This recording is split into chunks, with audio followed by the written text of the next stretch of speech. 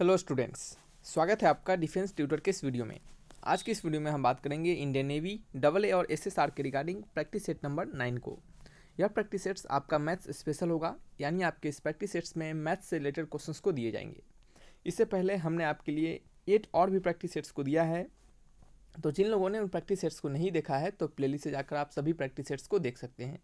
Previous जो भी practice sets हैं उसमें आपको हमने साइंस के लिए प्रैक्टिस सेट्स दिया है, साथ ही साथ जीके, रीजनिंग, इन सभी के कंबाइंड प्रैक्टिस सेट्स को दिया है। तो आप लोग सभी प्रैक्टिस सेट्स को जाकर देखें ताकि आपके अच्छे खासे क्वेश्चंस प्रैक्टिस हो पाए। जो क्वेश्चंस यहाँ पे दिए जा रहे हैं, जो क्वेश्चंस के लेवल है आपको यहाँ पे बताया जा रहा है, उसी लेवल के अनुसार आपको वहाँ पे भी एग्जामिनेशन में क्वेश्चंस दिए जाएंगे। सो ध्यानपूर्वक सभी क्वेश्चंस को बनाएं और साथ में जो भी बुक्स आपके पास हैं उन बुक्स को बनाते रहे। यदि आपके पास अरिहंत के बुक्स हैं वो भी सही है।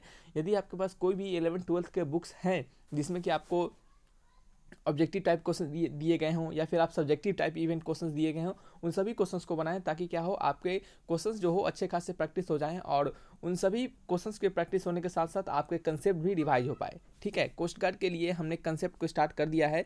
सो कंसेप्ट के अगर बारे में बात करें तो कोस्ट गार्ड के सारे कंसेप्ट को देखिएगा, वो आपको नेवी SSR में भी काम आएंगे, एयरफोर्स में भी काम आएंगे। सो उन कंसेप्ट को जाकर देखिएगा, इससे क्या होगा, आपका कंसेप्ट अच्छे से रिवाइज भी होते रहेगा। अभी तक हमने कंटिन्यूटी एंड डिफरेंशिबिलिटी के सारे कंसेप्ट को डाल दिया है, एक चैप्टर कंप्लीट हो चुका है। आने वाले समय में आपको आगे वाले चैप्टर्स जो भी नेक्स्ट चैप्टर होंगे उसको भी स्टार्ट किया जाएगा। तो चलिए स्टार्ट करते हैं वीडियो लेक्चर्स को। इस वीडियो के PDF को डाउनलोड करने के लिए डिस्क्रिप्शन बॉक्स में लिंक दिए जाएंगे, लिंक पर क्लिक करके PDF को डाउनलोड कर सकते हैं, या फिर आप सिंपली टेलीग्राम चैनल को ज्वाइन कर लीजिएगा, आपको डायरेक्टली टेलीग्राम चैनल पे ही PDF के लिंक प्रोवाइड करवा दिए जाएंगे। तो बढ़ते हैं अपने क्वेश्चन नंबर 1 की ओर। पहला क्वेश्चन लिखा जा रहा है कि fx equal to x² into e⁻x is increasing in. Question है आपका कि fx equal to x² into e⁻x किस में वर्धमान है, यानी किस इंटरवल में हमारा ये जो फंक्शन है वो क्या है, इंक्रीजिंग है। ठीक है, तो हम कैसे बनाएंगे, तो हमने आपको कहा था, ये पिछले वीडियोस जो थे आपके मैथमेटिक्स के, जो भी पिछले प्रैक्टिस सेट्स थे 8 होंगे या फिर 7 होंगे, उस प्रैक्टिस सेट्स में हमने आपको कहा था कि जब भी फंक्शन के इंक्रीजिंग और डिक्रीजिंग के बारे में कहा जाए तो फंक्शन इंक्रीजिंग तभी माना जाएगा जब उस फंक्शन का डेरिवेटिव क्या होता है, ग्रेटर देन 0 होता है, और जब फंक्शन का डेरिवेटिव जब लेस देन 0 होता है तो कहते हैं कि फंक्शन कैसा होता है, डिक्रीजिंग होता है। तो हमें इंक्रीजिंग के बारे में पूछा जा रहा है, तो हम यहाँ पे इसको लेंगे, फंक्शन का डेरिवेटिव को ग्रेटर देन 0 करेंगे और वहाँ से हमें जो भी पॉइंट निकलेंगे उसको हम साइन स्कीम पे लगा के अपने आंसर को फाइंड करेंगे। ठीक है, तो चलिए देखते हैं कि कैसे हम साइन स्कीम में लगा के कैसे आंसर को फाइंड करेंगे। तो सबसे पहले हमें इसका डेरिवेटिव फाइंड करना पड़ेगा। तो f' को निकालने के लिए u इंटू वी पे हम इसके डेरिवेटिव को फाइंड करेंगे। तो पहले क्या करेंगे, एक को पीछे लेंगे, e⁻x को पीछे लेंगे और x² का डिफ्रेंसिएशन करेंगे तो 2x हो जाएगा। ठीक है, साथ ही में क्या करेंगे, प्लस का साइन देंगे, क्या देंगे, प्लस का साइन देंगे, और यहाँ पे क्या कर सकते हैं हम, यहाँ पे लिख सकते हैं हम x²। ठीक है, क्या लिख सकते हैं हम, x²। एक काम कर लीजिएगा, यहाँ पे जो ये x² है, ये जो x है ये एक्चुअल में e⁻x है। क्या है, e⁻x है, तो इसको थोड़ा सा करेक्ट कर लीजिएगा, यहाँ पे छूट गया है, -x होगा, यह भी क्या होगा, -x ही होगा। ठीक है, इसको थोड़ा सही कर लीजिएगा। चलिए -x हो गया है, तो यहाँ पे भी क्या हो जाएगा, माइनस में हो जाएगा, और जब हम दोबारा जब दूसरे को डिफ्रेंशिएट करेंगे यानी x² को पीछे निकालेंगे तो ये e⁻x का क्या हो जाएगा, e⁻x हो जाएगा, और माइनस पीछे आ जाएगा, इसका आंसर हमने यहाँ पे माइनस लिख दिया। ठीक है, ये हमारा क्या हो जाएगा, f' हो जाएगा। फंक्शन के इंक्रीजिंग के बारे में आपसे पूछा जा रहा है, तो यहाँ पे लिखेंगे for function for fx to be increasing, या फिर fx इंक्रीजिंग के लिए f' जो होगा क्या होगा, ग्रेटर देन 0 होगा। तो इस पूरे फंक्शन का करेंगे, ग्रेटर देन 0 कर देंगे, तो e⁻x इंटू x कॉमन ले लेंगे, तो ये आपका कितना हो जाएगा, ये आपका हो जाएगा 2 - x हो जाएगा। ठीक है, ये क्या हो जाएगा, ग्रेटर देन 0 हो जाएगा। अब हम क्या करेंगे, बारी बारी से सभी को 0 के बराबर करेंगे। तो यहाँ पे हम e⁻x को 0 के बराबर करेंगे तो ये क्या हो जाएगा हमारा, बताइए। तो ये आपको यहाँ पे जब e⁻x को 0 के बराबर करेंगे तो यहाँ से हमें क्या मिलेगा, बताइए। और दूसरे क्या करेंगे, x को 0 के बराबर करेंगे, और तीसरा क्या हो जाएगा, 2 - x को 0 के बराबर करेंगे। तीनों को हमने क्या किया, 0 के बराबर कर दिया। जैसा कि आपको पता है कि e⁻x जो फंक्शन होता है, ये क्या होता है आपका 0 से इन्फिनिटी के बीच में इसका फंक्शन आता है। ठीक है, यानी 1/e⁻x भी रहेगा तो ये क्या होगा, हमेशा 0 से इन्फिनिटी के बीच में आएगा, तो ये 0 के बराबर तो होगा नहीं। ठीक है, तो यहाँ से आपका क्या होगा, यहाँ से हमें कुछ नहीं मिलेगा। एक हमें फंक्शन मिला x = 0, और यहाँ से हमें x = 2 मिला, दो वैल्यू में मिल चुका है, एक x = 0 और x = 2।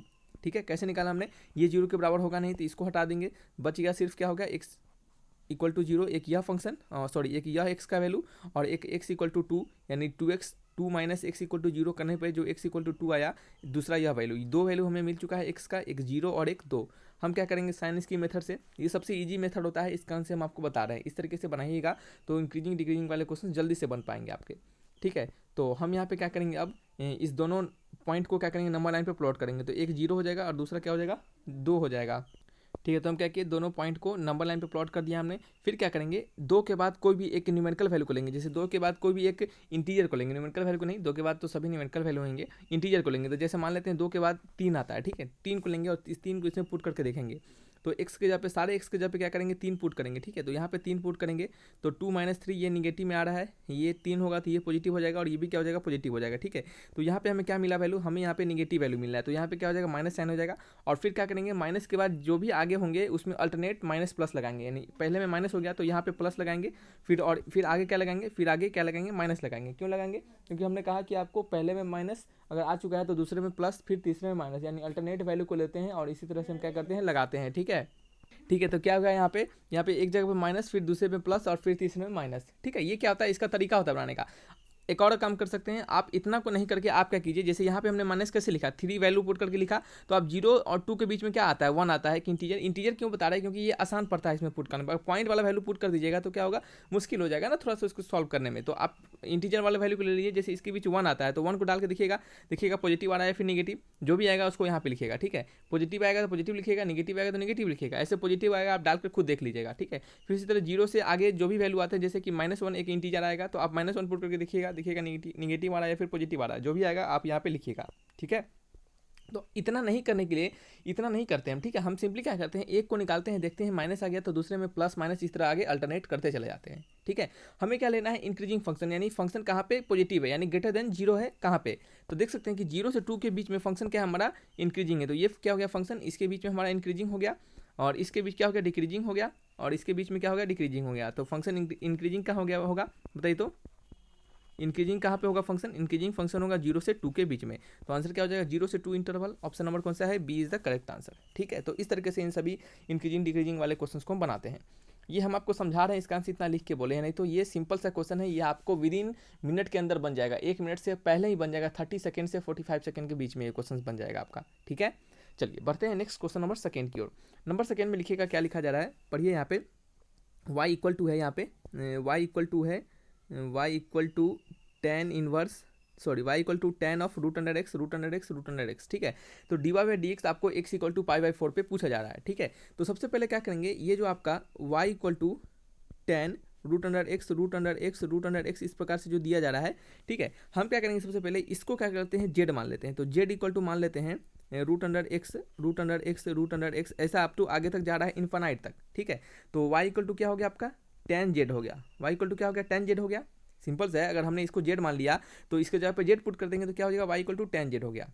अब क्या करेंगे, यहाँ पे इसको जगह पे क्या करेंगे, हम दोनों साइड स्क्वायरिंग कर देंगे। हालांकि हमने आपको ऐसा बताया है कब, जब हमने नेवी एमआर के रिगार्डिंग प्रैक्टिस सेट्स दे रहे थे तो वहाँ पे भी हमने आपको इस प्रकार के क्वेश्चन बताया था। डायरेक्टली ऐसा क्वेश्चन रहेगा तब क्या करते हैं, यानी डायरेक्टली ऐसा क्वेश्चन रहता है तब इसको हम कैसे सॉल्व करते हैं, इसका आंसर क्या आता है, हमने आपको डायरेक्टली वहाँ पे बताया था कि आप याद करके रख लीजिएगा। ठीक है, क्योंकि ये बहुत जगह काम आते हैं। तो चलिए, आपने नहीं देखा है तो कोई बात नहीं, यहाँ पे देख लीजिए।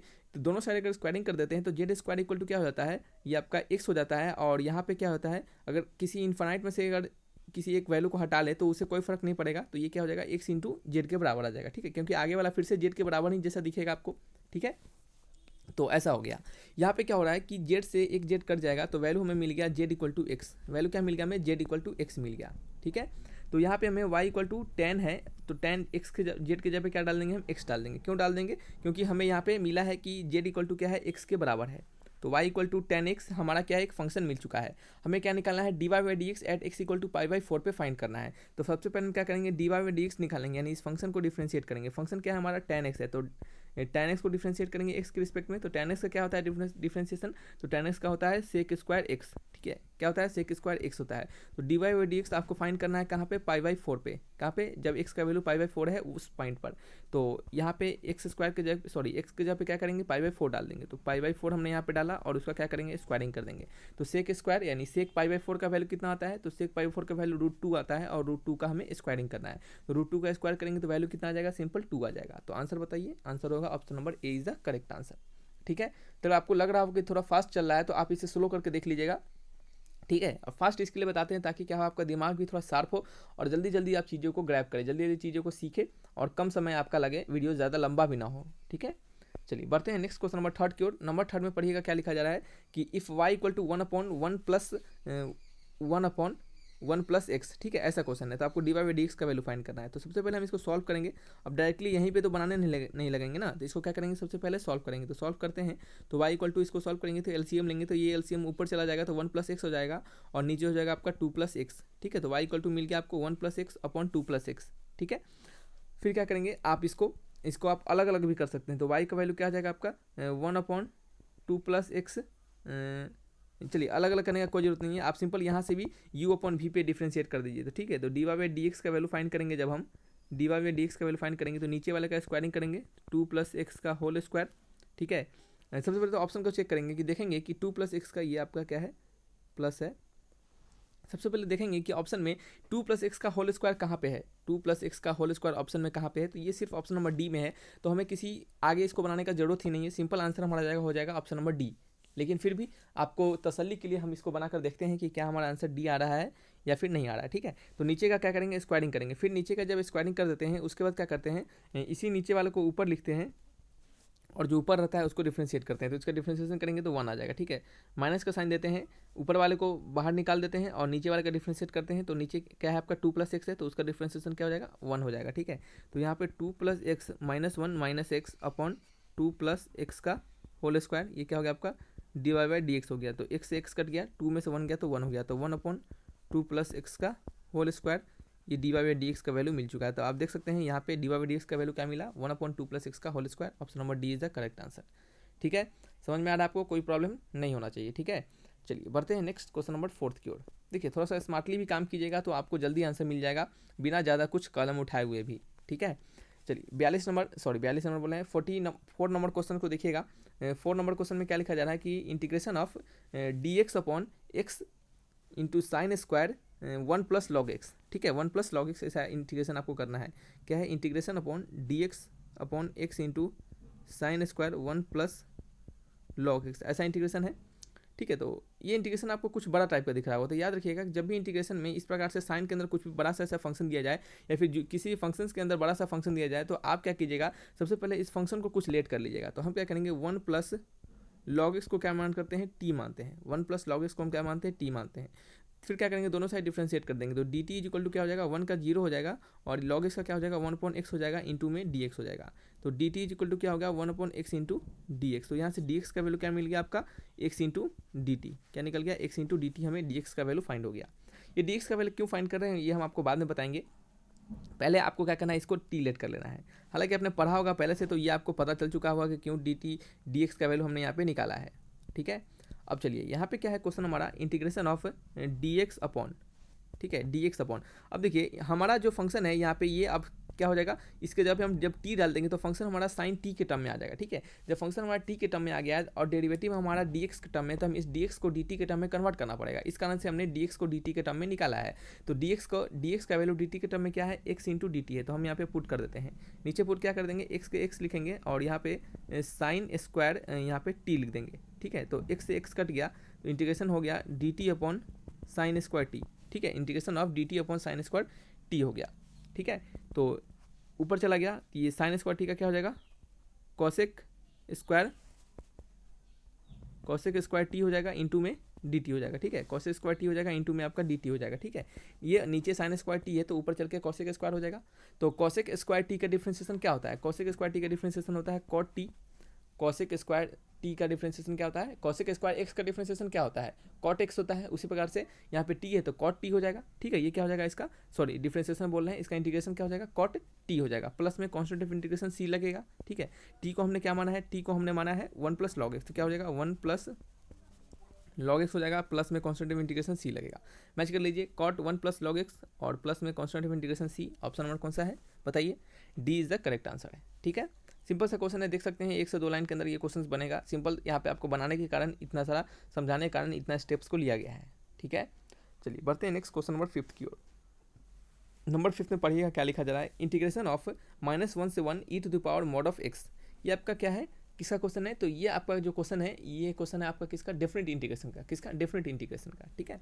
तो चलिए बनाते हैं। आई इक्वल टू क्या है, इंटीग्रेशन ऑफ माइनस ऑफ 1 से लेकर 1 तक E to the power mod of X into D X. आपने एक प्रॉपर्टी पढ़ा होगा कि अगर इंटीग्रेशन ऑफ माइनस ए से ए रहे और function F of X into D x रहे, ठीक है, तो इसको क्या लिखते हैं हम, 2 टाइम्स ऑफ इंटीग्रेशन ऑफ 0 से ए लिख देते हैं, F of X into D x लिख देते हैं। ऐसा कब होता है, जब फंक्शन जो होता है हमारा क्या होता है, आपका इवन होता है, या फिर कह सकते हैं फंक्शन हमारा पॉजिटिव फंक्शन होता है, यानी इसमें कुछ भी वैल्यू पुट करेंगे ये हमारा क्या देगा, इवन देगा, ठीक है। या फिर आप कह सकते हैं function F x is even, जब इवन फंक्शन आता है तो हम ऐसा लिखते हैं, ठीक है। क्या लिखते हैं हम, इसको ऐसा लिखते हैं। अब देखिए इवन फंक्शन कैसे पता चलता है कि अगर हम फंक्शन अब में माइनस ऑफ एक्स डाल दें और फंक्शन हमारा एक्स आ जाए तो फंक्शन कैसा है आपका, इवन फंक्शन है, कैसा है, इवन फंक्शन है। अब हमारा फंक्शन यह है, ठीक है, E to the power mod of X है, अगर क्या करें इसमें हम E to the power minus of mod of X डाल दे, ठीक है, तो मॉड का वैल्यू हमेशा पॉजिटिव देता है, तो ये अभी भी वैल्यू क्या देगा, हमेशा एक्स ही देगा, क्या देगा, हमेशा एक्स ही देगा। तो हम कह सकते हैं ये फंक्शन कैसा है, हमारा एक इवन फंक्शन है। इतना करने का जरूरत भी नहीं है, आप सिंपल समझ सकते हैं कि मॉड हमेशा पॉजिटिव ही देगा, तो इसमें हम क्या करेंगे, माइनस भी पुट करेंगे तब भी हमारा क्या होगा, पॉजिटिव ही मिल जाएगा, ठीक है। तो इस कारण से क्या होगा, ये जो फंक्शन हो जाएगा हमारा हो जाएगा E to the power 2 times of 0 से 1 E to the power X into D X. ये फंक्शन कैसा होगा हमारा, इस टर्म में कन्वर्ट हो जाएगा, क्या हो जाएगा, इस टर्म में कन्वर्ट हो जाएगा, ठीक है। E to the power x का डिफरेंशिएशन इंटीग्रेशन क्या होता है, E to the power x नहीं होता है, ठीक है, 0 से 1 तक इंटीग्रेट कर देंगे तो 2 times of E minus anything पे पावर 0 क्या हो जाएगा, 1 हो जाएगा, ठीक है। तो ये आंसर क्या हो जाएगा, 2 टाइम्स ऑफ ई माइनस 1, क्या हो जाएगा, 2 times of E minus 1। Option बताइए, 2 टाइम्स ऑफ ई माइनस 1, ये ऑप्शन -1 के दीजिएगा यहाँ पे, ठीक है। ऑप्शन क्या हो जाएगा, option number B is the correct answer, ठीक है, क्या हो जाएगा, B is the correct answer, ठीक है। चलिए समझ में आ रहा है आपको, किसी का कोई डाउट नहीं होना चाहिए, ठीक है। चलिए बढ़ते हैं नेक्स्ट क्वेश्चन नंबर 6 की ओर। नंबर 6 में क्या होगा, पढ़िए क्वेश्चन में क्या लिखा जा रहा है। तो यहाँ पे लिखा जा रहा है कि the order and the degree of differential equation d2y upon dx square equal to 1 plus dy/dx का होल स्क्वायर, और उस पर पावर क्या है आपका 3/2 है, उस पर पावर क्या है आपका 3/2 है। जैसे क्वेश्चन आपका d2, समझिएगा क्वेश्चन को, d2y/dx square equal to 1 plus dy/dx का होल स्क्वायर, उससे पावर क्या है 3/2 है, ठीक है, और इस पर ऐसा दिया गया है, ठीक है, या फिर बाहर वाला ब्रैकेट देने का जरूरत ही नहीं है। ऐसा क्वेश्चन है आपका। यहाँ पे आपको ऑर्डर एंड डिग्री पूछा जा रहा है। याद रखिएगा कि ऑर्डर एंड डिग्री को हम कैसे फाइंड करते हैं, ऑर्डर एंड डिग्री को हम कैसे फाइंड करते हैं, ठीक है। तो ऑर्डर हमें वही बताता है कि जो हमारा जो दिया गया है हमारा डिफरेंशियल इक्वेशन, उस डिफरेंशियल इक्वेशन में जो डेरिवेटिव है वो मैक्सिमम कितने टाइम्स डेरिवेट किया गया है, यानी मैक्सिमम कितने टाइम डिफरेंशिएट किया गया है, वही हमारा ऑर्डर होता है, ठीक है। तो आप यहाँ पे देखिएगा कि मैक्सिमम जो है आपका ये 2 टाइम्स इसको डिफरेंशिएट किया गया है, यानी dy/dx को d2y/dx 2, यानी 2 बार 2 ऑर्डर ऑफ डिफरेंशिएशन है, तो 2 बार डिफरेंशिएट किया गया है, इसका आंसर, इसका ऑर्डर क्या हो जाएगा 2 हो जाएगा। इतना तो आपको पता चल चुका है कि जो मैक्सिमम आपका डिफरेंशिएशन होगा वही आपका क्या होगा, उसका ऑर्डर होगा। तो मैक्सिमम 2 बार डेरिवेटिव किया गया है, तो इसका ऑर्डर क्या हो जाएगा 2 हो जाएगा, ठीक है। डिग्री के बारे में बात करते हैं। तो डिग्री क्या होता है, तो डिग्री वही होता है जो भी आपके ऑर्डर आते हैं, जो भी आपके ऑर्डर आते हैं उस ऑर्डर का जो मैक्सिमम पावर होता है, जो भी आपके ऑर्डर आते हैं उस ऑर्डर का जो मैक्सिमम पावर होता है वही हमें डिग्री के बारे में बताता है। क्या होता है, वही हमें डिग्री के बारे में बताता है, ठीक है। और आपने जब डिग्री और ऑर्डर निकालना सीखा होगा तो उसमें आपने जरूर सीखा होगा कि हमारा कोई भी डेरिवेटिव जो है वो आपके किसी भी फ्रैक्शनल पावर के अंदर या फिर लॉग के अंदर या फिर एक्सपोनेंशियल के अंदर नहीं होने चाहिए, ठीक है। तो आप देख सकते हैं कि ये जो हमारा डेरिवेटिव है ये क्या है हमारा, देख सकते हैं 3/2 क्या है, 3/2 के अंदर है। ये एक्चुअल में 3/2 ऐसा नहीं है, थोड़ा सा इसको चेंज कीजिएगा, 3/2 ऐसा है, ठीक है। 3/2 जो है वो इस प्रकार से 3/2 है, ठीक है। तो कहने का मतलब है कि ये जो हमारा डेरिवेटिव है क्या है, ये जो हमारा डेरिवेटिव है ये क्या है आपका, ये आपके किसके एक फ्रैक्शन पावर के अंदर है, क्या है, एक फ्रैक्शनल पावर के अंदर है। इस कारण से इस फ्रैक्शनल पावर को फर्स्ट ऑफ ऑल हमें क्या करना पड़ेगा, हटाना पड़ेगा। तो इस फ्रैक्शनल पावर को हटाने के लिए हम क्या करेंगे, दोनों साइड स्क्वायरिंग कर देंगे। तो जब दोनों साइड स्क्वायरिंग कर देंगे, ठीक है, जब देख सकते हैं यहाँ पे जब दोनों साइड स्क्वायरिंग कर देंगे तो ये d2y/dx 2 का होल स्क्वायर हो जाएगा, और ये बराबर हो जाएगा 1 प्लस dy/dx का होल स्क्वायर, उस पर पावर क्या हो जाएगा 3 हो जाएगा, ठीक है। तो ये क्या हो जाएगा, इसके बराबर हो जाएगा। तो अब आप यहाँ पे मैच कीजिएगा तो देखिएगा जो आपका ऑर्डर था, यानी यही ऑर्डर था आपका सेकेंड ऑर्डर, तो इस ऑर्डर का जो मैक्सिमम पावर है वो क्या है 2 है, तो यहाँ पे डिग्री भी क्या हो जाएगा आपका 2 ही हो जाएगा, क्या हो जाएगा, डिग्री भी 2 ही हो जाएगा। सो इसका आंसर ऑर्डर एंड डिग्री क्या मिल गया आपको, 2 and 2 आपका दोनों मिल गया है, दोनों क्या हो जाएंगे 2-2 हो जाएंगे। तो आंसर क्या हो जाएगा, option number C is the correct answer, ठीक है। चलिए बढ़ते हैं नेक्स्ट क्वेश्चन नंबर 7 की ओर। नंबर 7 में क्या लिखा जा रहा है कि the area of the loop between the y equal to a sin x and x axis, ठीक है। तो द एरिया ऑफ लूप बताना है बिटवीन कौन सा curve, y equal to a sin x and x axis के बीच में, ठीक है। तो चलिए देखते हैं ये हमारा क्या होगा, सबसे पहले ग्राफ होगा। पहला y एक्सिस हो गया और ये आपका x एक्सिस हो गया। आपको y equal to a sin x, तो sin x का कर्व इस प्रकार से होता है, a आगे कुछ भी रहे b कुछ भी रहे उससे क्या फ़र्क पड़ता है, वो तो बाद में हम उसके बारे में बात करते हैं। तो ये क्या होता है आपका, इस प्रकार से कर्व होता है, ठीक है। हालांकि कर्व आगे भी जाता है लेकिन हम पहले ही कर्व के बारे में लेंगे, यानी पहला जो लूप बनेगा उसी के बीच में लेंगे, क्योंकि कुछ आगे कहा नहीं जा रहा है। तो पहला लूप यही है और हमारा एक्स एक्सिस क्या है, हमारा एक्स एक्सिस यही है, ठीक है। तो यही लूप है और यही एक्सिस है, तो इसी के बीच में लेंगे, तो यही आपका हो जाएगा, यही एरिया हो जाएगा। तो इस एरिया को हम कैसे फाइंड करेंगे बताइए। तो इस एरिया को फाइंड करेंगे, ये कहाँ से होता है, 0 से पाई के बीच में होता है। हालांकि इसको लिखना चाहिए कि फर्स्ट लूप के बीच में, लेकिन नहीं दिया गया है, तो हम क्या करेंगे, खुद से फर्स्ट लूप एज्यूम करेंगे, ठीक है। तो ये हम इंटीग्रेशन करेंगे इसको 0 से पाई के बीच में, ठीक है। इंटीग्रेशन करेंगे किसी 0 से पाई के बीच में, किसको, साइन एक्स को, एक्चुअल में साइन एक्स को नहीं, ए साइन एक्स को, ए साइन एक्स को इंटीग्रेशन करेंगे 0 से पाई के बीच में। यही क्या हो जाएगा, हमारा रिक्वायर्ड एरिया दे देगा। क्या होगा, यही हमारा रिक्वायर्ड एरिया दे देगा। तो चलिए देख लेते हैं, यहाँ पे तो dx तो लगेगा ही, साथ में dx तो लगाएंगे ही, क्योंकि इंटीग्रेशन हो रहा है। तो dx तो क्या है आपका, एक फैक्टर है, तो उसको तो लगाना पड़ेगा। तो यहाँ पे ये पीछे आ जाएगा, साइन एक्स का इंटीग्रेशन क्या हो जाएगा, minus times of cos x हो जाएगा। तो ये माइनस को भी पीछे कर दिया हमने, कॉस एक्स हो गया और 0 से पाई लिख दिया हमने, ठीक है। तो minus times of A cos pi, ठीक है। कॉस पाई क्या होता है बताइए। तो कॉस पाई होता है -1, ठीक है। तो यहाँ पे -1 लगा दिया हमने, फिर माइनस का साइन लगेगा, कॉस 0 क्या होता है, 1 होता है, तो माइनस का 1 लग गया। तो यहाँ पे हो गया आपका minus times of A into में ये आपका -2 हो गया, तो माइनस प्लस हो गया, तो क्या हो गया, 2 टाइम्स ऑफ ए हो गया इसका आंसर हो गया। Option number B is the correct answer. तो इनके फर्स्ट लूप के बीच जो एरिया बनेगा वो क्या बनेगा, 2 टाइम्स ऑफ ए बनेगा, ठीक है। क्या बनेगा, 2 ऑफ ए बनेगा, ठीक है। चलिए बढ़ते हैं नेक्स्ट क्वेश्चन नंबर 8 की ओर। यदि आपसे सेकंड लूप तक दिया रहता तो आप क्या करते हैं, 0 से 2 पाई के बीच में इंटीग्रेट करना पड़ता है आपको, ठीक है। चलिए नेक्स्ट क्वेश्चन है, क्वेश्चन नंबर 8 है। नंबर 8 में क्या लिखा जा रहा है, पढ़िएगा इसको, पढ़िए क्या लिखा जा रहा है। तो यहाँ पे लिखा जा रहा है कि if A is a non singular matrix, क्या है, if A is a non singular matrix then the value of A inverse is, ठीक है। यदि ए जो है आपका नॉन सिंगुलर मैट्रिक्स है तो ए इनवर्स क्या होगा, ठीक है। ए इनवर्स क्या होगा आपसे ऐसा पूछा जा रहा है, ठीक है। तो कैसे निकालेंगे, देखिए आपने पढ़ा होगा कि ए इंटू क्या होगा, आपने क्या पढ़ा है, आपने पढ़ा है कि जो आपका ए इंटू ए इनवर्स का जो वैल्यू होता है वो क्या होता है, ए इंटू ए इनवर्स का वैल्यू जो होता है वो क्या होता है। चलिए देखिए यहाँ पे क्या है, इसको थोड़ा हटाते हैं एक सेकेंड। देखिए यहाँ पे क्या है कि आपका ए इंटू ए इनवर्स जो होता है वो किसके बराबर होता है, तो ए इंटू ए इनवर्स होता है वो आपका आइडेंटिटी मैट्रिक्स के बराबर होता है। आपने पहले भी पढ़ के रखा है, A into A inverse equal to identity matrix, ठीक है। तो यहाँ पे अगर आप क्या कीजिए, दोनों साइड अगर मॉड लेते हैं तो दोनों साइड मॉड हो जाएगा क्या, ए इंटू ए इनवर्स का मॉड इक्वल टू आई का मॉड, ठीक है। तो यहाँ पे ए का मॉड इंटू में ए इनवर्स का मॉड, ये किसके बराबर हो जाएगा, आइडेंटिटी मैट्रिक्स के मॉड के बराबर। और आइडेंटिटी मैट्रिक्स का मॉड निकालेंगे तो क्या देगा, हमेशा एक यूनिट मैट्रिक्स मिलेगा जिसका वैल्यू आपका 1 होगा, ठीक है। तो यहाँ से यदि आप क्या करें, ए इनवर्स के मॉड का वैल्यू निकाले, ठीक है। यहाँ से अगर आप क्या करें, ए इनवर्स के मॉड का वैल्यू निकाले तो वो क्या हो जाएगा आपका 1 अपॉन मॉड ऑफ ए के बराबर हो जाएगा, ठीक है। एक तो आपका आंसर यह हो जाएगा, ठीक है। दूसरा आंसर क्या है आपका, यहाँ पे आपसे पूछा जाए कि then the value of A inverse, तो ए इनवर्स का वैल्यू क्या हो जाएगा, ठीक है। तो ए इनवर्स वैल्यू का अगर आप यहाँ से वैल्यू निकालिएगा तो आपको मिलेगा A inverse is equal to identity upon A, क्या हो जाएगा, आइडेंटिटी अपॉन ए हो जाएगा, ठीक है। हालांकि यहाँ पे जो ऑप्शन है और क्वेश्चन है थोड़ा सा मिसमैच है, इस कारण से आंसर को नहीं दे पा रहे हैं, ठीक है। लेकिन आपको अगर सिंपली पूछा जाए कि ए इनवर्स का मॉडलस जो होगा वो आपका 1 अपॉन ए के बराबर हो जाता है, ऐसे भी फाइंड कर सकते हैं। नहीं तो आप इस रिलेशन को लगाकर सीधे आप ए इनवर्स का वैल्यू आइडेंटिटी मैट्रिक्स अपॉन ए भी लिख सकते हैं। तो यहाँ पे जो ऑप्शन नंबर डी है ये आपका आइडेंटिटी मैट्रिक्स अपॉन ए होना चाहिए, इस प्रकार से ऐसा करके, ठीक है। ऐसा करके ऑप्शन होता तो भी आपका यहाँ पे सही माना जाता, ठीक है। और यहाँ पे आपको क्या दिया जा रहा है, यहाँ पे जब नॉन सिंगुलर मैट्रिक्स के बारे में कहा जा रहा है तो आपको इतना पता होना चाहिए कि जब भी कोई मैट्रिक्स हमारा नॉन सिंगुलर रहता है, ठीक है, जब भी कोई मैट्रिक्स अगर हमारा नॉन सिंगुलर रहता है तो वो जो आपका मॉड ऑफ ए होता है वो क्या होता है, नॉट इक्वल टू 0 के बराबर होता है। क्योंकि जब तक mod of A not equal to 0 होगा, यानी जब तक आपका मॉड ऑफ ए का वैल्यू कुछ नहीं निकलेगा तब तक क्या होगा, आपका ए इनवर्स एग्जिस्ट ही नहीं कर सकता, ठीक है। तो इस यहाँ से आपको इस पॉइंट को भी एक याद रखिएगा, ठीक है। तो इस क्वेश्चन के थोड़ा सा इसमें ऑप्शन में भी प्रॉब्लम है, इस कारण से इस क्वेश्चन के एग्जैक्ट आंसर को हम आपको नहीं बता पा रहे हैं, लेकिन जो है यहाँ पे वो हमने आपको यहाँ पे बताया है कि सिंपल सा कि ये आप रिलेशन लगा के भी आंसर को फाइंड कर सकते हैं, जैसा ऑप्शन में आपका आंसर दिया हो उस प्रकार से, ठीक है। तो आप इसको ऐसा करके जरूर देखिएगा, ठीक है।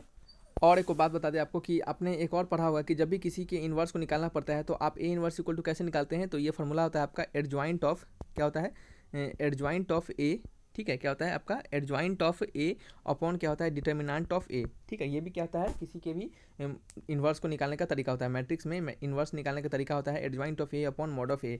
तो ऐसा भी कोई ऑप्शन नहीं है कि आपका ये आंसर अब मैच कर जाए, ठीक है। तो इसका आंसर इस ऑप्शन में थोड़ा सा गड़बड़ी होने के कारण आंसर बहुत डिफरेंट भी आ सकते हैं, सो थोड़ा सा ध्यान रखिएगा इस बातों को, ठीक है। लेकिन जो आंसर होगा इन सभी में से ही कुछ ऐसा होगा जो ऑप्शन में दिया जाएगा उस अकॉर्डिंग, ठीक है। चलिए बढ़ते हैं, नेक्स्ट क्वेश्चन नंबर क्या है हमारा 9th की ओर। नंबर 9th में लिखा गया है, ठीक है, भले यहाँ पे ऑप्शन नहीं दिया गया है लेकिन हम आपको ऑप्शन बता देंगे आंसर बताने के बाद, सो परेशान होने की जरूरत नहीं है, ठीक है। तो यहाँ पे देखिए ऑप्शन में सबसे पहले क्वेश्चन को पढ़िएगा। क्वेश्चन में क्या लिखा जा रहा है कि यहाँ पे लिखा जा रहा है कि the slope of line x upon Y plus Y upon B is equal to 1, ठीक है। तो ये एक्स में x अपॉन वाई नहीं होना चाहिए, यहाँ पे x अपॉन क्या होना चाहिए, a होना चाहिए था। क्या होना चाहिए था, x अपॉन a। तो इसको y के जगह पे आप a कर लीजिएगा। ऑप्शन जो क्वेश्चन है वो क्या है, मिस प्रिंट के कारण ऐसा है, तो यहाँ पे a कर लीजिएगा। तो x upon a plus Y upon B का वैल्यू आपको 1 दिया जा रहा है। क्या दिया जा रहा है, x अपॉन a, ठीक है, प्लस वाई अपॉन बी का वैल्यू आपको 1 दिया जा रहा है। तो यहाँ से आपको स्लोप पूछा जा रहा है, तो स्लोप कैसे निकालते हैं, तो y equal to M X plus C के फॉर्म में लाएंगे हम। सबसे पहले क्या करेंगे, इस इक्वेशन को y equal to M X plus C के फॉर्म में लाएंगे, और यहाँ पे जो m का वैल्यू होगा यानी x का जो कोफिशिएंट होगा, यही क्या होगा हमारा, यही क्या होगा आपका स्लोप होगा, ठीक है। तो ये सबसे पहले हम ऐसा करते हैं, तो ये आपका y upon B is equal to क्या हो जाएगा, y अपॉन बी, एक second, y upon B is equal to क्या हो जाएगा, minus X upon A plus 1, ठीक है। तो y इक्वल टू क्या हो जाएगा, माइनस बी अपॉन ए इंटू एक्स प्लस बी, ठीक है। क्या हो जाएगा, b हो जाएगा। अब आप देख सकते हैं कि ये क्या है आपका y equal to M X plus C के टर्म में है।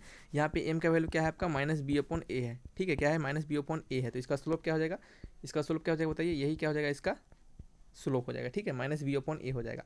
तो ऑप्शन ऐसा देख लीजिएगा, ये माइनस बी अपॉन ए है, यहाँ पे लिख देते हैं हम ऑप्शन को।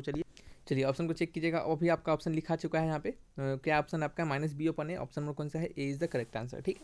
तो इस तरीके से क्या निकालते हैं हम, स्लोप को फाइंड करते हैं। नेक्स्ट क्वेश्चन हमारा क्वेश्चन नंबर 10th है। यहाँ पे लिखा जा रहा है कि the equation of parabola whose focus is -3,0 and directrix x + 4 = 0, ठीक है। आपको पैराबोला का इक्वेशन निकालना है जिसका कि फोकस -3,0 दिया जा रहा है और डायरेक्ट्रिक्स कितना है, x + 4 = 0 दिया जा रहा है, ठीक है। तो आप इसके इक्वेशन को कैसे फाइंड कीजिएगा, तो देखिए फोकस से और डायरेक्ट्रिक्स से इक्वेशन निकालने का एक तरीका होता है, आपने पढ़ा होगा सबसे पहले कि चलिए हम सबसे पहले क्या करते हैं, इक्वेशन को सबसे पहले इसके ग्राफ को बनाते हैं कि कैसा इसका ग्राफ बनेगा। तो यहाँ पे सबसे पहले हम लिखेंगे, ये y एक्सिस हो जाएगा, ठीक है, ये आपका y एक्सिस हो जाएगा और ये आपका x एक्सिस हो जाएगा, ठीक है। आपका जो पैराबोला है उसका फोकस कहाँ है, -3,0 पे है। कहाँ पे, -3,0 पे है। तो मान लेते हैं यही आपका पैराबोला होगा और इसका फोकस कितना होगा, -3,0 पे, ठीक है। और इक्वेशन ऑफ डायरेक्ट्रिक्स कितने दिया जा रहा है, x + 4 = 0। तो x + 4 = 0 कहने का मतलब है यहाँ पे होगा कुछ ऐसा प्रकार होगा, ठीक है, इस प्रकार से होगा, x + 4 = 0, यही आपका इक्वेशन होगा, x + 4 = 0, ठीक है। तो यहाँ पे हमने क्या किया, इसको लिख दिया। आपको क्या पूछा जा रहा है, आपसे पूछा जा रहा है कि जो पैराबोला होगा उसका इक्वेशन क्या होगा, ठीक है। तो कैसे फाइंड करते हैं, तो हम क्या करते हैं, यहाँ पे एक पॉइंट P को लेट करते हैं, इस पैराबोला पे इस एक P पॉइंट को हम लेट करते हैं। तो यहाँ पे हमने चलिए एक P पॉइंट को लेट किया, इस P पॉइंट से क्या करते हैं, एक लाइन यहाँ पे खींचते हैं फोकस पे, ठीक है। और दूसरा पॉइंट क्या करते हैं, डायरेक्टली परपेंडिकुलर खींचते हैं, कहाँ पे, आपके इस डायरेक्ट्रिक्स पे, ठीक है। डायरेक्ट्रिक्स पे क्या करते हैं, डायरेक्टली एक परपेंडिकुलर लाइन खींचते हैं। हम मानते हैं इसका वैल्यू m होगा, ठीक है, इसका वैल्यू क्या होगा, m होगा। और ये जो फोकस है इसका वैल्यू क्या मान लेते हैं, इसका वैल्यू s मान लेते हैं, ठीक है, s फोकस होगा। तो क्वेश्चंस के अकॉर्डिंग एक्चुअल में ये हमारा जो ग्राफ है ये थोड़ा सा गलत बन गया है, इसको थोड़ा सा करेक्ट कर लेते हैं। क्यों करेक्ट कर लेते हैं, क्योंकि आप देख सकते हैं कि फोकस जो है वो हमारा कहाँ पे है, निगेटिव साइड में है। तो जब निगेटिव साइड में फोकस होगा तो सोचने वाली बात है कि ये जो ग्राफ होगा इसका फोकस y एक्सिस के कहाँ रहेगा, लेफ्ट साइड में रहेगा, ठीक है। तो ये ऐसा हो जाएगा, ऐसा हो जाएगा, गलत हो गया हमसे, ठीक है, गलत हो गया है थोड़ा सा। ये आपका फोकस अब यहाँ पे है -3,0 पे, क्या है, -3,0 पे। तो अब आप यहाँ पे P पॉइंट लेट कर सकते हैं और इस P पॉइंट से क्या कीजिएगा, आप ग्राफ को ड्रॉ कीजिएगा। तो इस P पॉइंट से यहाँ पे और इस P पॉइंट से परपेंडिकुलर यहाँ पे आप इसको m मान लीजिएगा, ठीक है, और यहाँ पे इसको s मान लीजिएगा। अब यहाँ पे आपको पता होगा कि किसी भी पैराबोला के इक्वेशन फोकस और डायरेक्ट्रिक्स से लिखने का तरीका होता है कि PS² जो होता है, PS² जो होता है वो क्या होता है आपका e टाइम्स ऑफ PM का स्क्वायर होता है। पैराबोला के लिए जो e होता है उसका वैल्यू 1 होता है, इस कारण से यहाँ पे e हट जाता है और यहाँ पे आपको सिंपल PS² = PM का स्क्वायर के बराबर यहाँ पे हो जाता है, ठीक है। PS² = PM के स्क्वायर के बराबर यहाँ पे हो जाता है, ठीक है। तो PS² हम कैसे फाइंड करेंगे, तो PS² हमारा यही है, इन दोनों के बीच इक्वेशन फाइंड करना है। तो हम मानते हैं ये जो पॉइंट P हमने माना है ये क्या है, इसका वैल्यू x, y है। मानते हैं कोई एक x, y एक पॉइंट है यहाँ पे किसी भी पैराबोला पे, ठीक है। तो इसके बीच लाइन के इक्वेशन कैसे फाइंड करते हैं, सॉरी लाइन का वैल्यू कैसे फाइंड करेंगे, एक लाइन दिया है, 2 पॉइंट दिया गया है, उसके बीच का डिस्टेंस कैसे फाइंड करेंगे बताइए। तो x -3 का होल स्क्वायर, यानी x + 3 का होल स्क्वायर, ठीक है।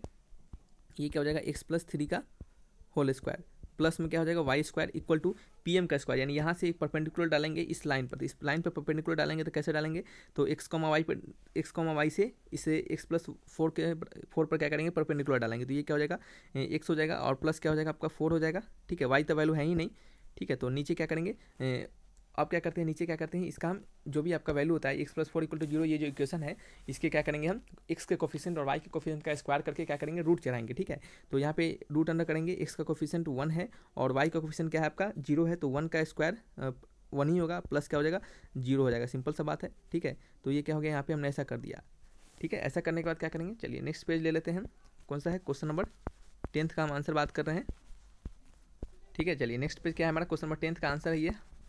यहाँ पे क्या करेंगे, इसको क्या करेंगे अच्छे से थोड़ा सा लिखेंगे, तो एक्स प्लस 3 का होल स्क्वायर प्लस में क्या है Y square is equal to क्या है यहाँ पे बताइए, यहाँ पे आपका एक्स प्लस 4/1, तो एक्स प्लस 4/1 सिंपल सा बात है एक्स प्लस 4 ही रहेगा, ठीक है। अब 1 क्यों ढोके चले फालतू का, तो यहाँ पे क्या हो जाएगा एक्स प्लस 4 हो जाएगा।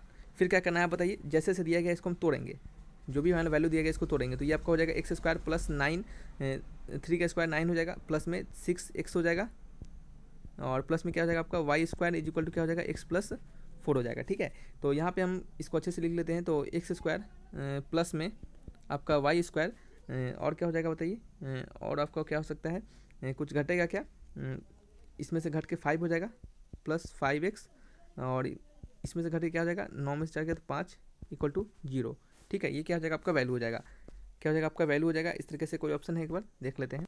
चलिए यहाँ पे कुछ चीज़ें छूट रही है कि यहाँ पे इसका स्क्वायरिंग भी तो करना था, स्क्वायरिंग छूट गया हमसे, तो यहाँ पे थोड़ा सा स्क्वायरिंग कर लेते हैं, चलिए स्क्वायरिंग कर लेते हैं।